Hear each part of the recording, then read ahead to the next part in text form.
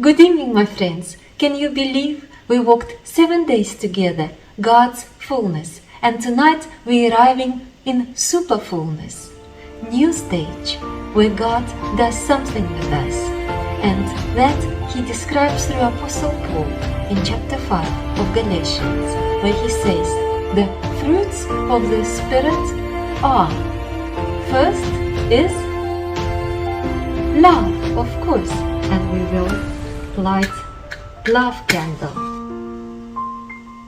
We all know who is love, and we learned Shamash, Christ's servant, will light all the rest of the candles, our spirits, our lives. Paul says, fruits of the Spirit are love, and love will light everyone.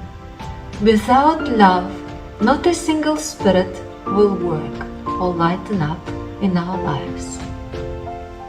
First is joy, then is peace. God's Spirit gives us peace. Next is patience. Then you remember kindness, goodness, faithfulness, gentleness, self-control,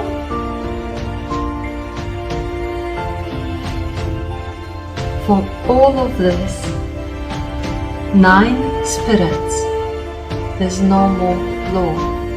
Because without love, God, Shamash, Christ Himself, nothing will ever work. And further, Paul says, if you live by the Spirit, then walk in the Spirit. And in Greek, it sounds like that. Ei zomen pneumati, pneumati kai stoichomen. To be more precise, we would translate it this way. If we live by the Spirit, which we do not argue, we truly sustain by the Spirit. By God, we live and move and breathe. He is our sustainer of our lives. And if we live by God's Spirit, we have to follow God's Spirit guidance. The verse would sound like that. If we are sustained by the Spirit, then live by His principles. The Greek toieion means to follow certain guidance or standards. Do you remember Greco-Roman world is the high military order world? As a soldier in the army, you have to follow rules and regulations.